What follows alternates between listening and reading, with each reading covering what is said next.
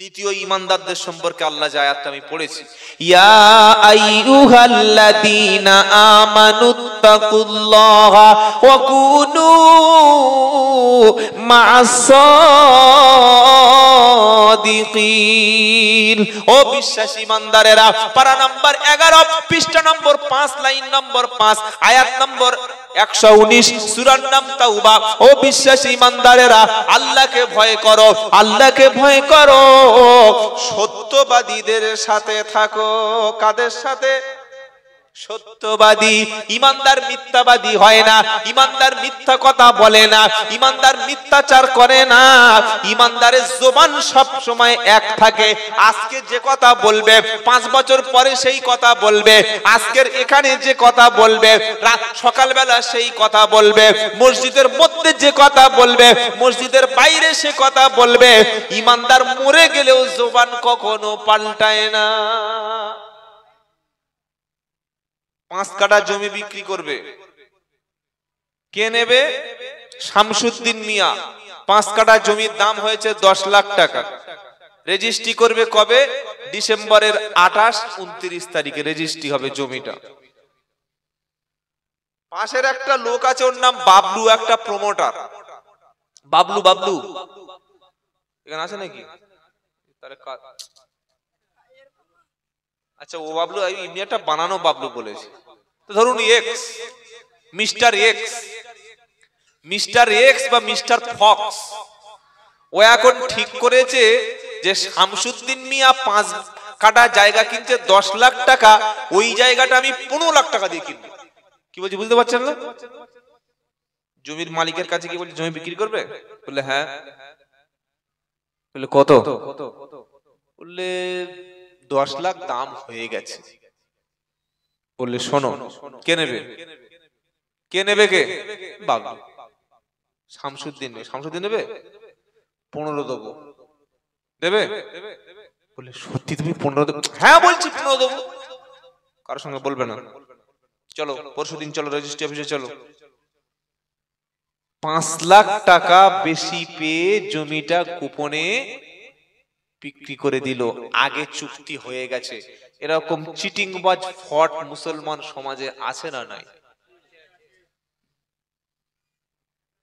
5000 টাকা দিচ্ছি ভাই, তুই একটা মিথ্যা সাক্ষী থাক। বললে আমার কি করতে হবে? বললে কিচ্ছু করতে হবে না, আদালতে দাঁড়িয়ে কাঠগড়ায় দাঁড়িয়ে খালি বলবি যে লোকটাকে যখন মারে আমি তখন বসে চা খাচ্ছিলাম, খালি এটুকু বলবি। এই মিথ্যা সাক্ষী দিয়ে হাজারো মানুষকে জেলের মধ্যে ভরে দেওয়া হচ্ছে। হচ্ছে না হয় না? মুসলমান মিথ্যা সাক্ষী দিচ্ছে, অমুসলিম না, মুসলমান। ব্যবসা করছে মিথ্যার উপরে ভিত্তি করে। মসজিদ কমিটি মিথ্যা কথা বলছে। ইমাম সাহেব বলছে ভাই মাইনে বাড়ান, বলে আমাদের ক্যাশে টাকা আছে। বলছে না? বলে না? প্রত্যেকটা মসজিদের ইমামরা গরিব। মসজিদে টাইলস বসছে, এসি লাগানো হচ্ছে, ছাদের উপরে ছাদ হচ্ছে, আর ইমাম সাহেবদের ঠিকমতো একটা লুঙ্গি কেনার পয়সা নাই। কি জবাব দেবেন আল্লাহর কাছে কিয়ামতের দিন? আলেমরা সবচাইতে গরিব, আলেমদের সবচাইতে গরিব করে রাখা হয়। এই সমাজ এখনো আলেমদের মনে করে এরা ফকিরের জাত, এরা ভিখারির জাত, এরা আমাদের কাছে হাত পাতুক, এরা দুমুঠো খাওয়ার জন্য মসজিদে পড়ে থাকুক, মাদ্রাসায় পড়ে থাকুক। সমাজের কিছু পয়সাওয়ালা মানুষ আলেম ওলামাদেরকে ফকির, মিসকিন, কাঙাল, ছাচড় বলে মনে করে। সেজন্য তো ইমাম সাহেবদের বেতন আমরা বাড়াই না। 3000, 4000, 5000, 6000, খুব বেশি হলে 7000, দ্যাটস এনাফ। যেমন বেতন সেরকম ইমাম। অধিকাংশ দিন ফজরের সময় ওযু ছাড়া নামাজ পড়িয়ে দিচ্ছে। কি বুঝলেন? হ্যাঁ, ওই বুড়ো মানুষ 70 বছর বয়স, ও ঠান্ডার সময় ওযু করে আর স্ট্রোক হার্ট অ্যাটাকে মরবে, ও বিনা ওযুতে চালিয়ে দিয়ে হাসছে। দেখো 2500 টাকা ইমাম ওযু করবে, আর মুয়াজ্জিন রেখেছে 1000 টাকা। কত? 1000 টাকা। সেই রকম আজান, আল্লাহু আকবার, আল্লাহু আকবার। আজান যখন শুরু হয়েছে, পাড়ার কুকুর আর কেউ ঘরে বসেনি, সব ডাকা শুরু করে দিল। পশ্চিম বাংলার ৯৯টা মসজিদে আজান কবুল, আজান হয় না, তা কবুল হবে প্রত্যেক। আর বাঙালিদের অভ্যাস আছে, এদের খুব মানে ঝোঁক বেশি, ঝোঁক মানে প্রচুর, মানে এরা মানে ইন্টারেস্ট বেশি। ছোট্ট করে আল্লাহু আকবার আল্লাহু আকবার বলা শুরু কর, এ আবার মাইক পেয়ে বুড়ো বয়সে ডিজাইন করছে আল্লাহ করে না করে না। ওলামাদের জিজ্ঞাসা করুন, আল্লাহ শব্দটা আল্লাহ হবে, কেউ যদি আল্লাহ বলে টানে আজান বেকার হবে, বাতিল হবে। আবার বার বলে টানে আজান নষ্ট হয়ে যাবে। এগুলো ট্রেনিং এর প্রয়োজন আছে। কম পয়সা দিয়ে ধর্ম পালন করার জন্য আমরা চেষ্টা করি। প্রত্যেকটা বাড়ির ছেলে দেখবেন স্কুলে পড়ে, টিউশনি পড়ে, সায়েন্সের জন্য, ম্যাথমেটিক্সের জন্য, জিওগ্রাফির জন্য, হিস্ট্রির জন্য, বাংলার জন্য, ইংলিশ, প্রত্যেকের আলাদা আলাদা সাবজেক্ট, কোচিং পর্যন্ত ছেলেকে দিয়ে রেখেছে। আর মক্তবে যখন বাচ্চা দেয় তখন বলে হুজুর আমি গরিবের বাচ্চা। মক্তবের সময় গরিব মানে আমরা দিনকে মূল্যায়ন করছি বিনা পয়সায়। মোবাইল কিনছে 10,000 আর কোরআন কিনতে গেলে 250 টাকার কোরআন শরীফ। 10,000 টাকার কোরআন শরীফ কেউ আছে কিনেছে? 10,000 টাকার কোরআন শরীফ আছে? আছে?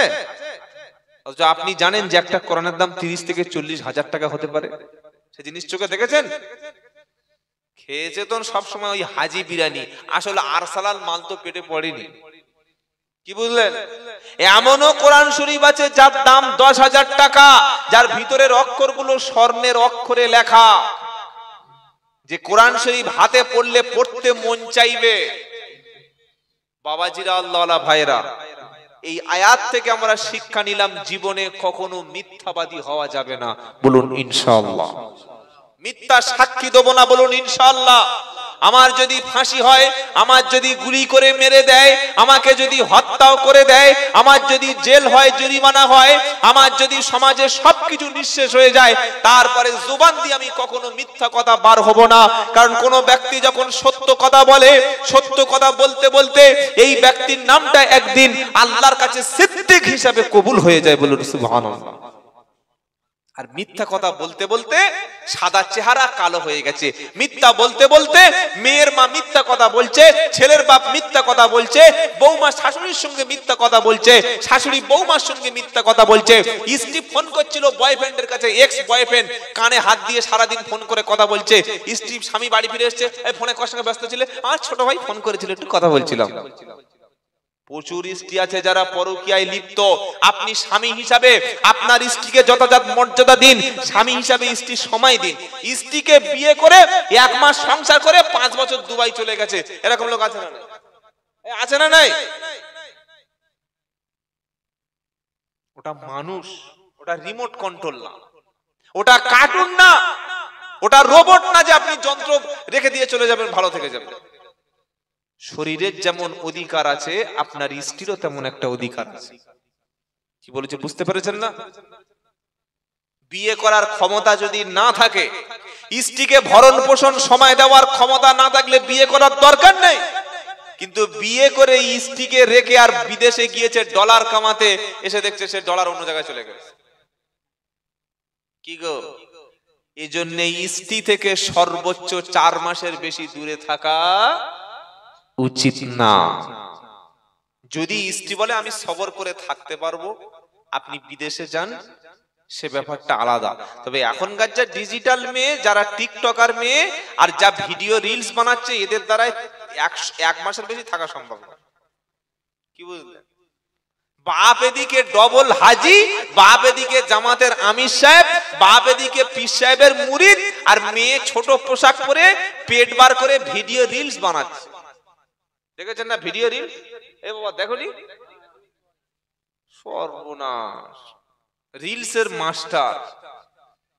আল্লাহ মাফ করে দিক সকলে, জোরে বলুন আল্লাহুম্মা আমিন। ইমানদারের প্রথম বৈশিষ্ট্য হচ্ছে সত্যবাদিতা। 40 বছর পর্যন্ত মক্কার মানুষ মুহাম্মদকে এক নামে চিনেছে যে নবী হলো as-সাদিক, সত্যবাদী, নবী হলো সত্যবাদী, নবী হলো সত্যবাদী। আপনি মুসলমান হয়ে যদি নবীওয়ালা মুসলমান হন, জীবন চলে যাবে, তারপরেও মিথ্যা কথা মুখ দিয়ে বার হবে না। কারণ মুখ দিয়ে যে কথাটা বলি, কথাটা রেকর্ড হয় আল্লাহর কাছে। মা ইয়ালফিযু মিন কাউলিন ইল্লা লাদাইহি রাকিবুন আতীদ। 26 পারা 18 পৃষ্ঠা, প্রথম নম্বর লাইনের 18 নম্বর আয়াত, সূরার নাম সূরা কফ। আল্লাহ পাক বলছে মা ইয়ালফিযু মিন কাউলিন, দ্বিতীয় লাইনে আছে মা ইয়ালফিযু মিন কাউলিন ইল্লা লাদাইহি রাকিবুন আতীদ। মানুষ এমন কোন কথা বলে না, মানুষের মুখ দিয়ে এমন কোন শব্দ উচ্চারণ হয় না যেটা আল্লাহর ফেরেশতারা রেকর্ড করে না। সকলে বলুন সত্য বলবো ইনশাআল্লাহ। জোরে বলুন, জোরে বলুন। ব্যবসায় হয়তো একটু মাল কম বিক্রি হবে, ব্যবসায় হয়তো লাভ একটু কম হবে, তারপরেও সত্য কথা বলবেন, কারণ সত্যবাদী হলো ইমানদারের নমুনা। আর সত্যবাদী যেমন হতে হবে, ন্যায় সংযত কথা বলতে হবে, অন্যায় কথা কোনোদিন বলা যাবে না। পারা নাম্বার 22, পৃষ্ঠা নাম্বার 7, লাইন নাম্বার 8, আয়াত নাম্বার 70। কোরআন শোনাচ্ছি ইয়া আইয়ুহাল্লাযীনা আমানু তাকুল্লাহা ওয়া কুলু কাওলান সাদীদা।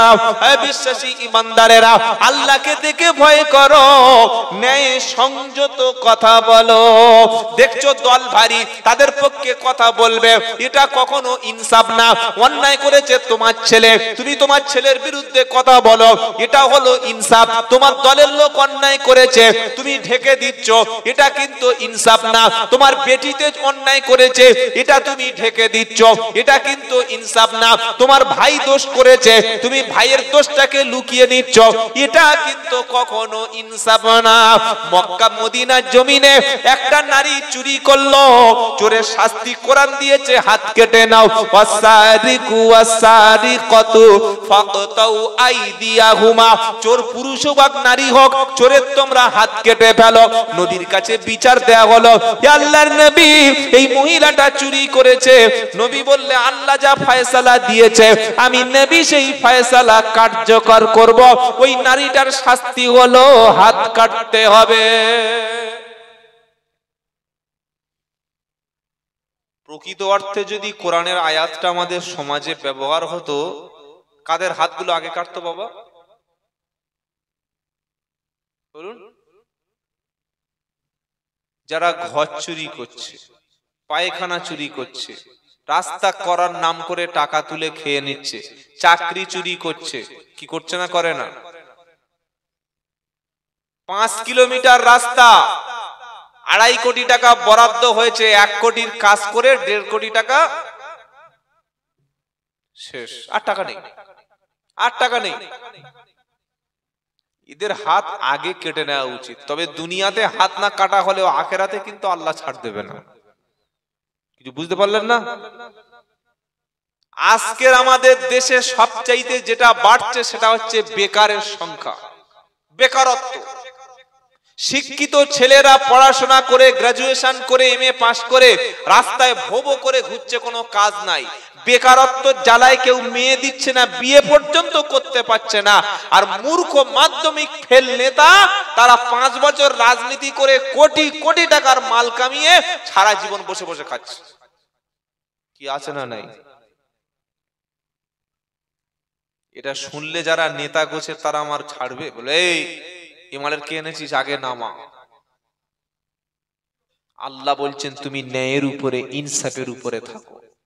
নবীকে বললেন আল্লাহর নবী এই মহিলার কি হাত কাটবেন? যে একটা সম্ভ্রান্ত মহিলা, যার স্ট্যাটাস আছে। আমার নবী প্রচন্ড রেগে গিয়ে বললেন, মদিনার মুসলমান, তোমরা আমাকে বিচার সম্পর্কে জিজ্ঞাসা করছো। আজকের এই মহিলাটা চুরি না করে আমার মেয়ে ফাতেমা যদি চুরি করত, আমি মুহাম্মদ আমার মেয়ের হাতটা কেটে ফেলে দিতাম। জোরে বলুন সুবহানাল্লাহ, জোরে বলুন। সুবহানাল্লাহ বলছেন। বাড়িতে গিয়ে ইনসাফ করতে পারবেন? করবেন ইনশাআল্লাহ? জোরে বলুন ইনশাআল্লাহ। বাপের 5 বিঘে জমি, 5টা ভাই, সবচাইতে ভালো জমি, দামি জমিটা নেবে কোন ভাই? কোন ভাই নেবে? ছোট ভাই। বড় মালটা নেবে। বলবে আমি সংসার টেনেছি, আমি বাপের দেখেছি, অসুস্থ হলে ডাক্তারখানায় নিয়ে গেছি, ডেবরায় নিয়ে গেছি, পাঁশকুড়ায় নিয়ে গেছি, কলকাতায় নিয়ে গেছি, খড়গপুরে নিয়ে গেছি, মেদিনীপুর টাউনে নিয়ে গেছি, আমি সবচাইতে রাস্তার পাশে জমিটা নেব। এ বেইনসাফ সমাজে আসে না নাই? প্রচুর মেয়ে বসে আছে, জিজ্ঞাসা করুন, জলসার দিনে তারা বাপের বাড়ি এসেছে শ্বশুর বাড়ি থেকে। এখনো অনেক মা এমন আছে, বাপ মারা যাওয়ার পরে ভাইয়ের জমিগুলো একটাও হিসাব পাইনি। ভাইরা বলছে বোন আয়, দাওয়াত করে খাইয়ে দি, তোর জন্য দোয়ার মজলিস করেছি, তবে জমির কথা বলিস না, আমি হজে যাচ্ছি, মক্কায় গিয়ে তোর জন্য দোয়া করব, কাবা শরীফের গিলাফ ধরে তোর জন্য দোয়া করব। আল্লাহ বলল শোন, আমি আল্লাহ বলেছি লিযাকারু মিসলু হাজ্জিল উনসায়াইনি, পুরুষ যতটা সম্পত্তি পাবে, বাপের সম্পত্তি ছেলে যতটা পাবে, মেয়ে ওই সম্পত্তি তার অর্ধেক অংশ পেয়ে যাবে। বাপ মারা যাওয়ার পরে বড় ভাইয়ের উপরে দায়িত্ব পড়েছে, তুমি উকিল ডেকে তুমি এটা ওয়ারিসান সম্পত্তিটা ভাগ করে ভাই এবং বোনের মধ্যে যতটুকু সম্পত্তি ইসলাম ভাগ করতে বলেছে, ওটা যদি তুমি বুঝিয়ে দিয়ে কবরে যাও, কবর তোমার ছাড় দেবে, তা না হলে কাফন ফাটিয়ে 12টা বাজিয়ে দেবে, কোনো হিসাব সেদিন মিলবে না। মক্কা শরীফে হজে গেল, গিয়ে দোয়া করছে, রব্বানা বোনকে যা 5 দেয়ার দিয়ে দিয়েছি, আল্লাহ আমাকে ক্ষমা করে দিও। আল্লাহ বললে হাজী, তুমি তো একটা পাজি, ভাইয়ের সম্পত্তি বড় ভাই হিসাবে দামি জমিটা নিলে, দুটো বোনকে তুমি বাড়ি থেকে তাড়িয়ে দিলে, বোনের সম্পত্তি দিলে না। আমি আল্লাহ বলেছি আগে তুমি ইনসাফ করো, আগে ন্যায় বিচার প্রতিষ্ঠা করো। ইনসাফ যার মধ্যে নেই, মানবতা যার মধ্যে নেই, যত ধার্মিক হোক না কেন, আল্লাহর কাছে ওর দাম নাই। দাড়ি পাকিয়ে দিলে হবে? মসজিদ কমিটির সেক্রেটারি সকলে ভালো লোক বলে ক্যাশিয়ার বানিয়ে দিয়েছে, মসজিদের কাজ হয় না, নিজের ঘর দুতলা হয়ে গেছে। মাদ্রাসার ক্যাশিয়ারগিরি করতে করতে মুর্শিদাবাদে, আমি বলবো না মিডিয়ার সামনে, কয়েক কোটি টাকা মাদ্রাসার টাকা ছেড়েছে, মাদ্রাসার ক্যাশিয়ার কয়েক কোটি টাকা। কত কোটি তার কোনো হিসাব নেই, 2 থেকে 2.5 কোটি টাকা, বিশাল বড় মাদ্রাসা মুর্শিদাবাদ। আপনি ভাবতে পারছেন মানুষ কাকে বিশ্বাস করে দেবে? ইনসাফ আজকের আমাদের সমাজে নাই। বাপ তার ছেলের উপরে ইনসাফ করছে না, স্বামী তার স্ত্রীর উপরে ইনসাফ করছে না। অধিকাংশ বাড়িতে যারা শাশুড়ি আছে, তারা মেয়েকে এক চোখে দেখে আর বৌমাকে আর এক চোখে দেখে।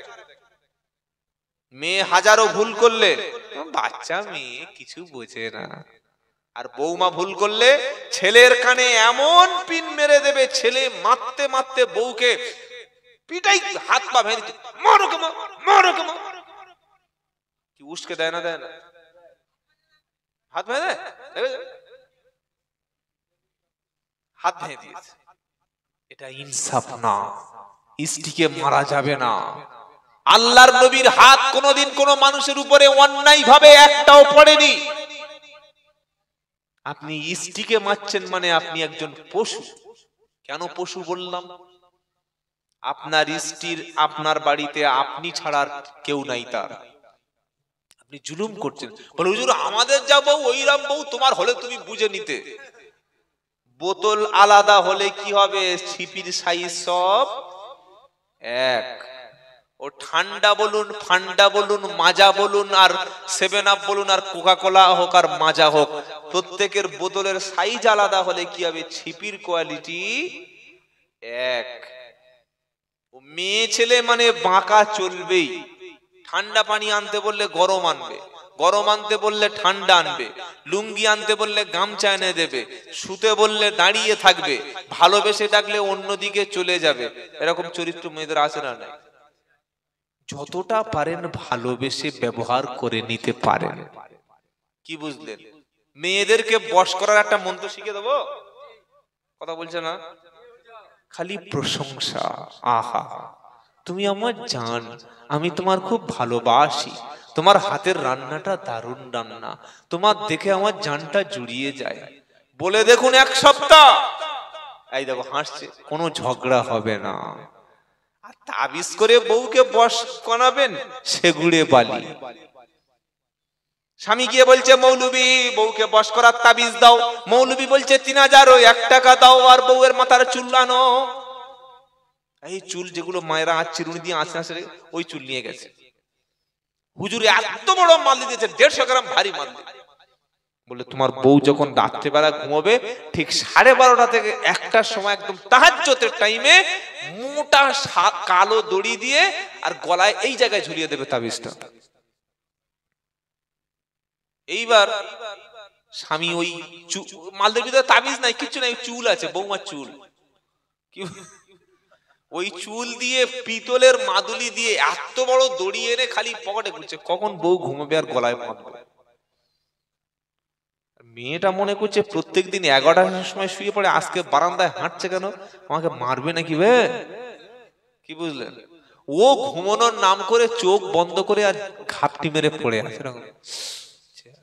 স্বামী মনে করছে ভালো ঘুমিয়েছে, হাতটা নাকের কাছে ধরে দেখছে ভালোই ঘুমিয়েছে। এইবার ওই স্টিলের পিতলের মাদুলি, যার মধ্যে কোনো মাল নাই, খালি চুল আছে, স্টিল মাথার চুল, আর দুটো বড় বড় দড়ি যখন গলায় ঝুলি আর ঘাড়ে এরকম টেনেছে, বউ মনে করলে এবার আমার ফাঁসি দিয়ে মেরে দেবে। সঙ্গে সঙ্গে গপ করে হাত ধরেছে, ও তুমি তাহলে আমাকে হত্যা করতে এসছো, মার্ডার করতে এসছো। তারপরের দিন আপনাদের কোন থানা? নারায়ণগড় থানায় মামলা ঠুকে দিয়েছে, 3 মাস এখন জামিন নাই। খবরদার, সাবধান। যার স্ত্রী ভালো তার পৃথিবীটা ভালো, দুনিয়ায় তার সব জায়গায় সুখ আছে, সব জায়গায় শান্তি আছে। আর স্ত্রী যদি খারাপের রাস্তায় চলে যায়, নামাজ পড়েও মনে শান্তি পাবেন না। এখন ভালো স্ত্রী বুঝবে কি করে? 3টে কোয়ালিটি নবী বলেছেন। কটা? নবী বললেন ওই স্ত্রীটা জান্নাতি স্ত্রী, ওই স্ত্রীটা হলো প্রকৃত স্ত্রী। 3টি গুণ যার মধ্যে থাকবে। প্রথম কোয়ালিটি হলো স্বামী যখন স্ত্রীর মুখের দিকে তাকাবে, স্ত্রী এমন ব্যবহার করবে, এমন সুন্দরভাবে সেজে থাকবে, স্বামী তার স্ত্রীর মুখের দিকে তাকালে, স্বামী স্ত্রীর মুখ দেখলে সঙ্গে সঙ্গে অন্তর তখন ঠান্ডা হবে। 1 নম্বর। 2 নম্বর হলো ওই স্বামী যখন বাড়ির বাইরে চলে যাবে, স্ত্রী স্বামীর সম্পত্তি, স্বামীর বিছানা, স্বামীর দেওয়া সমস্ত সন্তানগুলি, স্বামীর ঘর, স্বামীর আসবাবপত্রগুলো, এগুলো আমানত মনে করে হেফাজত করবে, নিজের লজ্জাস্থানটাকে হেফাজত করবে। আর 3 নম্বর হলো ওই স্ত্রীটা স্বামীর আদেশ যেটা করবে অক্ষরে অক্ষরে পালন করবে। এই 3টি কাজ যদি মেয়েদের মধ্যে থাকে, এই স্ত্রীটা হলো জান্নাতি। আর বক্তব্য করার দরকার আছে নাকি মেয়েদের জন্য? মেয়েদের বক্তব্য হয়ে গেছে, এবার বাড়ি চলে গেলে হবে। কি আর বলতে হবে? জানাতে পাঠিয়ে দিলাম তো, বলে আবার বলো, আবার জানা থেকে বার করবে। 3টি কোয়ালিটি স্ত্রীর মধ্যে থাকতে হবে। 1, স্বামীর সঙ্গে হেসে কথা বলো, ঠোঁটে লিপস্টিক লাগাও, মুখে মেকআপ লাগাও, ভালো শাড়িটা পরো, স্বামীর কাছে গিয়ে সবচাইতে সুন্দর ড্রেসটা পরো। কিছু কিছু মেয়ে ছেলে আছে এমন পোশাক পরে, আর মুখের যা ভাষা, যখন স্বামীর দিকে তাকাবে মনে হচ্ছে যেন থানার ওসি তাকিয়ে আছে। কোথায় ছিলে এতক্ষণ, কি করো? কি গো, বাইরের কোন একটা ছেলে এসে কথা বললে, ভাবি ভালো আছো? হ্যাঁ খুব ভালো আছি, হ্যাঁ বসো চা খাও। স্বামী যদি বলে কই গো একটু চা করো, তোমার চা কি গো? আমি এটা কেন বলছি? স্বামীর খেদমত হচ্ছে স্ত্রীর জন্য বিশাল একটা ইবাদত। বলুন সুবহানাল্লাহ। প্রচুর মা আছে নফল নামাজ পড়ে, তাহাজ্জুদ পড়ে, নফল রোজা রাখে, কিন্তু স্বামীর যথাযথ মর্যাদা দেয় না। আছে না? নাই? প্রত্যেকটা কথায় স্বামীর ওভারটেক করে, সব কথায়। আপনি যেটা বলবেন তুমি কিছু বোঝো, তুমি কিছু জানো, কিছু জানে না, সব জেনে গেছে। প্রধান বক্তা বিভিন্ন জায়গায় আমাকে, এই ছোট্ট মানুষ আমাকে প্রধান বক্তা বানিয়ে দেয়। বাড়িতে গিয়ে তুই কিছু জানো, চুপচাপ হয়ে গেল। স্কুলের হেডমাস্টার বাড়িতে গেছে, বসো কিছু বোঝো, চুপচাপ, কোনো কিছু বলার না। এটা করা যাবে না। স্ত্রী হচ্ছে সবচাইতে সম্মানের স্বামীর কাছে, বলুন সুবহানাল্লাহ। আর স্ত্রীর কাছে সবচাইতে মর্যাদা, সম্মান, রেসপেক্ট পাবে স্বামী। স্ত্রী অপেক্ষা করবে স্বামীর জন্য দরজা দাঁড়িয়ে। আল্লাহর নবী দাওয়াত ও তাবলীগের মেহনতে বার হয়েছেন, রাত্রে বেলা ঘরে ফিরেছেন, কোনো দিন এসে একবারের বেশি দ্বিতীয়বার আম্মাজান খাদিজাকে ডাকতে হয়নি। আজ এই ইতিহাসগুলো আমাদের মেয়েদের পড়ানো হয় না। আজকের খাদিজার জীবনী আমাদের বাড়িতে নাই। সেজন্য স্বামীদের বলছি, আপনার স্ত্রীকে খাদিজার জীবনী, আয়েশা সিদ্দিকার জীবনী, রাসূলের জীবনী স্ত্রীকে উপহার দিন, তবে তো ভালো হবে। 2 নম্বর হলো স্বামীর আমানত রক্ষা করা মেয়েদের জন্য খুব জরুরি। স্বামী ছাড়া কোনো পরপুরুষের জন্য রূপচর্চা করা কোনো মহিলার জন্য জায়েজ নয়, হারাম। স্বামীর জন্য রূপচর্চা হবে, ঠোঁটে লিপস্টিক, মুখে মেকআপ, মাথার চুলগুলো তেল দিয়ে, শরীর সমস্ত রকম ফিটনেস, যত রকমের সাজগোজ যা কিছু আছে সবটুকুই স্বামীর অধিকার। স্বামী বাড়িতে নাই, স্বামী মারা গেছে, বিধবা, ইসলাম তাকে সাজতে মানা করেছে। আবার যখন বিয়ে হলো আবার সাজো। কেন? কোরআন বলছে হুন্না লিবাসুল লাকুম ওয়া আনতুম লিবাসুল লাহুন্না। স্ত্রী স্বামীর পোশাক, স্বামী স্ত্রীর পোশাক। স্ত্রীকে বলেছে সাজো, আর স্বামীকে বলেছে বড় বড় করে মাল খাও নাকি। এই যে প্রচুর মুসলমান আছে, মুখের কাছে যা গন্ধ, জীবনে দাঁত মাজে না। কুকুরের দাঁত অত খারাপ না, দাঁত অত খারাপ। গুটকা খেয়ে খেয়ে, তামাক খেয়ে খেয়ে, খৈনি খেয়ে খেয়ে দাঁত বার করে হাসতে পারে না, এরকম করে হাসছে, জীবনে হাসতে পারে না। ও হাসলে দাঁত বার হয়ে পড়বে। ছি ছি ছি ছি, তওবা তওবা। বিড়ি খেয়ে বউয়ের কাছে গিয়ে ঘুমুচ্ছে, সিগারেট খেয়ে বিবির কাছে গিয়ে ঘুমিয়ে পড়ছে, মুখের মধ্যে খৈনি রকম ডলে দিয়ে বিবির মুখে গিয়ে, ছাগল কোথাকার। বউ থাকবে তো? মুসলমানের দাঁত পরিষ্কার হবে না, মেসওয়াক মুসলমান করবে না। মুসলমান বড় জোর পানটা খেতে পারে, তাও তামাক, খৈনি, জর্দা, চুন সব ছাড়া ফ্রিতে একটা পান খান, কোনো অসুবিধা নেই। কি বলছি বুঝতে পারছেন না? পানের মধ্যে এতটা দেখি শিব জর্দা, কি গো, হ্যাঁ, জর্দা দিয়ে খেয়ে মুখের মধ্যে ঠক ঠক করে থুতু ফেলছে। ছি ছি ছি। পরিষ্কার পরিচ্ছন্ন ইমানের অংশ, শুনে রাখো। মাথার চুলটা পরিপাটি করে কাটবেন। বিয়ের আগে স্টাইল কি, শাহরুখ খানের মতো এই চুল কেটেছে, দাড়িটা মেসির মতো রেখেছে, রোনাল্ডোর মতো রেখেছে, আর বিয়ের পরে 1 বছর হয়ে গেছে গোপে হাত দেয় না। গোপ মানে যার ফুটবে বিষ হয়ে যাবে, সঙ্গে সঙ্গে টিটনাস দিতে হবে। অথচ ইসলাম বলছে গোপটা ছোট করো, মুখটা পরিষ্কার করবেন, মেসওয়াক করবেন, সুন্নাত, বলুন সুবহানাল্লাহ। আল্লাহর নবী বাড়িতে ফিরেই আগে মেসওয়াক করতেন, সুবহানাল্লাহ বলুন। কি আমল নবী ছিল। নবী আতর খুশবু পছন্দ করতেন। কটা বেটা ছেলে আছে আতর মাকে, বলুন তো দেখি, নামাজি ব্যক্তি ছাড়া আতর মাকে? বিয়ের সময় একবার মেখেছিল, বাসর রাতে একবার মেখেছিল, 2 ঈদের দিন 2 বার মাখে, আর কোন লোক মারা গেলে সেদিন মাখবে। বিবির কাছে ঘুমানোর আগে, স্বামী স্ত্রী একসঙ্গে ঘুমানোর আগে জীবনে আতর মাখবে না। আর নাভির পশম আর বগলের পশম, ওই দুটো গন্ধে বউ হার্ট অ্যাটাক করে। ছি ছি ছি ছি। খালি বলছে হুজুর আমার বউ আমার দিকে ফিরে তাকায় না। তোমার যা রূপ আর তোমার যা চেহারা আর তোমার যা নোংরামি, যে পোশাকটা পরে বিবির কাছে ঘুমিয়েছে, পোশাকের কাছে কোনো পাগল গেলে পাগল মাথা খারাপ হয়ে যায়, আরো বেশি খারাপ হয়ে যায়। এটা উচিত নয়, এটা উচিত নয়। একজন পুরুষ তার স্ত্রীর কাছে সবচাইতে উত্তম স্বামী হিসাবে থাকার জন্য আল্লাহ রাসূলের প্রত্যেকটি সুন্নাতের উপরে জীবন পাবন্দী করুন। মেসওয়াক করুন, 5 ওয়াক্ত নামাজ পড়ুন, দাড়িটা সুন্দর করে ছেড়ে দিন, গোঁফটা ছোট রাখুন, ওযুর সময় মুখটা ধুয়ে নিন, আতর খুশবু ব্যবহার করুন, পেশাব করে পানি নিন, আপনি সুন্নাত অনুযায়ী খান, 2 হাত ধুয়ে নিন, উত্তম পোশাক পরে নামাজ পড়ুন, দেখবেন স্বামী স্ত্রীর মধ্যে আলাদা একটা মিল মহব্বত তৈরি হবে। কি হবে না? হবে না? গাঁজা খেয়ে মদ খেয়ে এসে বউকে পিটছে, আর এই বউকে তালাক দিয়ে আবার ইমাম সাহেবের কাছে গিয়ে বলছে হুজুর বউকে তালাক দিয়েছি ফিরিয়ে দাও। পাগলা পেয়েছে হুজুরকে নাকি? খবরদার, সাবধান হয়ে যান। পরিষ্কার পরিচ্ছন্ন ইমানের অঙ্গ। পরিষ্কার পরিচ্ছন্ন পরিষ্কার পরিচ্ছন্ন ঈমানের অঙ্গ। ইন্নাল্লাহা ইউহিব্বুত তাওয়াবিনা ওয়া ইউহিব্বুল মুতাতাহিরিন। আল্লাহ বলছেন নিশ্চয়ই আমি আল্লাহ তওবাকারীকে এবং পবিত্র পরিষ্কার পরিচ্ছন্নকে অত্যাধিক বেশি ভালোবাসি। জোরে বলুন। আল্লাহ পোশাক দিয়েছে, আপনি পয়সাওয়ালা লোক, পোশাকটা ভালো পোশাক পরবেন। আল্লাহ আপনার টাকা দিয়েছে, উত্তম বেশভূষাটা আপনি গ্রহণ করবেন। আল্লাহ পয়সা দিয়েছে, আপনি একটু ভালো খাবেন। আল্লাহ সম্পদ দিয়েছে, সম্পদের আপনি দান করবেন। আল্লাহ আপনার টাকা দিয়েছে, আপনার ভাইকে আপনার বোনকে আপনি সহযোগিতা করবেন। আল্লাহ আপনার টাকা দিয়েছে, আপনার আব্বা আম্মাকে একটু খেতে দেবেন, আপনার বোনটাকে দাওয়াত করে খাওয়াবেন, আপনার পাড়ার বিধবা মাকে দাওয়াত করে খাওয়াবেন, আপনার ইমাম সাহেবকে একটু বাড়ি থেকে দাওয়াত করে আপ্যায়ন করবেন, রাস্তায় ভিখারি দেখলে বাড়িতে একটু এনে খাওয়াবেন।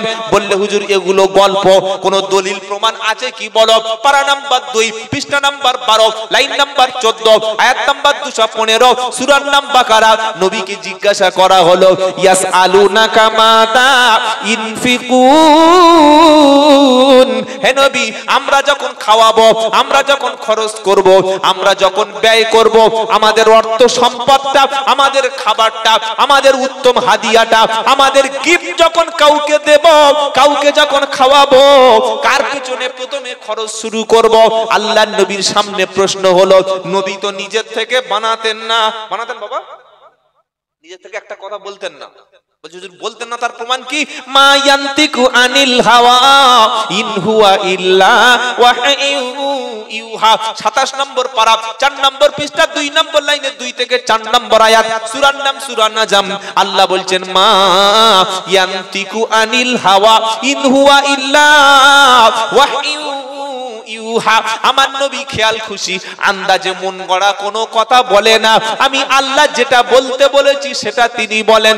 যদি বলতো কি গো, যদি, হ্যাঁ, আল্লাহ এটারও জবাব দিয়ে দিচ্ছে। পারা নাম্বার 29, সূরার নাম হাক্কা, আয়াত নম্বর 43, 44, 45। আল্লাহ পাক শোনাচ্ছে, ওয়ালাউ তাকাওয়ালা আলাইনা বাদাল আকাবিল লা খাযনা মিনহু বিল ইয়ামিন সুম্মা লাকাতানা মিনহুল ওয়াতিন ফামা মিনকুম মিন আহাদিন আনহু হাজিজিন। আমার নবী নিজের থেকে কোনো কথা যদি কোরআনের মধ্যে বানিয়ে চালিয়ে দিত, আমি আল্লাহ আমার নবীকে হাতটা চেপে ধরতাম, গলাকে কণ্ঠ শিরাকে টেনে ছিঁড়ে ফেলে দিতাম। আমার হাত থেকে তোমরা নবীকে কেউ বাঁচাতে পারতে না। নবী যেটা বলেছেন আল্লাহর কথা। জোরে বলুন। নবীর কাছে প্রশ্ন করা হলো, ইয়াসআলুনাকা মাদা ইনফিকুন। নবী আপনাকে প্রশ্ন করা হয়, উম্মত যখন খরচ করবে, উম্মত যখন ব্যয় করবে, কার পিছনে খরচ করবে? এবার আল্লাহ বলছে, তোমার গাছের ফলটা, তোমার পুকুরের মাছটা, তোমার দামি খাবারটা পীর সাহেবকে আগে দেবে, হুজুর সাহেবকে আগে দেবে, না ইমাম সাহেবকে আগে দেবে? আমি আল্লাহ কোরআনের মধ্যে একটা সুন্দর লিস্ট বানিয়ে দিয়েছি। জোরে বলুন। বললো হুজুর লিস্টটা সামনে দাও। লিস্ট সামনে এসে গেল। কোরআন বলছে এবার ওযু করে আমার খোলো। কুলমা আনফাকুতুম মিন খায়রিন ফালিল ওয়ালিদাইনি ওয়াল আকরাবিন ওয়াল ইয়াতামা ওয়াল মাসাকিন ওয়াবনিস সাবিল ওয়া মা তাফআলু মিন খায়রিন ফা ইন্নাল্লাহা বিহি আলিম। হে নবী, আপনি বলুন, আপনার উম্মতেরা যখন খরচ করবে, যখন খাওয়াবে, যখন কারোর পিছনে ব্যয় করবে, তাদের মধ্যে সর্বপ্রথমে থাকবে প্রথমে আব্বা এবং আম্মা। জোরে হবে না? মিলাদের দিন পীর সাহেব এসেছে, মিলাদের দিন হুজুর এসেছে, হুজুরের হাত ধরে মুসাফা করছে, দেখছে তুলোর মতো নরম। হুজুর ছাগল কোথাকার, নিজের বাপের শক্ত হাতে কোনোদিন হাতে চুমা খেয়েছো? হুজুরের হাতে হাত দিয়ে দেখছে নরম। বাড়িতে বউকে বলছে, জানিস তোর হাত আর কি নরম? নরম তো আমাদের হুজুর সাহেবের হাত থেকে আয়, যেন তুলোর বালিশ, পামের বালিশ, জান ঠান্ডা। ওই হুজুর কোনোদিন কোদাল ধরেছিল? কোনোদিন ট্র্যাক্টর ধরে চাষ করেছে, মাঠে লাঙল নিয়ে কোনোদিন চষেছে, কোনোদিন গিয়ে মাঠের শক্ত ইটগুলো ভেঙেছে, কোনোদিন রিক্সা চালিয়েছে, কোনোদিন ভ্যানটা ঠেলেছে, কোনোদিন পানি তুলেছে, কোনোদিন কষ্ট করে একটা কাজ করতে হয়েছে? তা হুজুর হাত নরম হবে, তোমার হাত নরম হবে? হাত যদি ধরে কখনো চুমা খেতে হয়, বাপের শক্ত হাতটা তোমার মুখে হাসি ফোটানোর জন্য, তোমাকে বড় করার জন্য, শান্তিতে তোমাকে ঘুম পড়ানোর জন্য, যে বাপের হাতটা মাঠে কাজ করতে করতে বাঁশের মতো শক্ত হয়ে গেছে, তোমার মুখে হাসি, মুখে দুটো মিষ্টি, দুটো খাবার তুলে দেওয়ার জন্য, তোমার দামি পোশাকটা তোমার মুখ শরীরে পরিয়ে দেওয়ার জন্য, তোমার মাথার উপরে ছাদ ফেলা ঘর করে দেওয়ার জন্য, তোমার সারা জীবন যাতে বসে বসে খেতে পারো, তোমার ভবিষ্যতের কামনা করতে গিয়ে তোমার বাপের গোটা জিন্দেগিটা রাস্তায় পরিশ্রম করতে করতে, কোদাল ধরে চাষ করতে করতে, ভ্যান ঠেলতে ঠেলতে, গাড়ি চালাতে চালাতে হাতটা শক্ত পাথরের মতো হয়ে গেছে, হাতে টিপ বসে না, ওই হাতটা ধরে আব্বাকে বলো, আব্বা তুমি জীবনে অনেক কষ্ট করেছিলে, আব্বা তোমার হাতটা এত শক্ত কেন? বলেছে কোনদিন যে আব্বা হাতটা এত শক্ত কি করে হলো?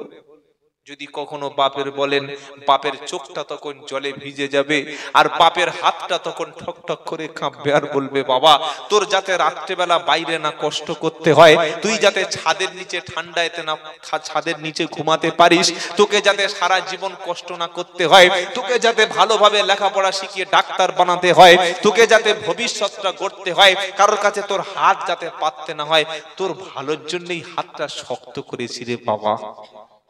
কি বলবে না? বলবে না?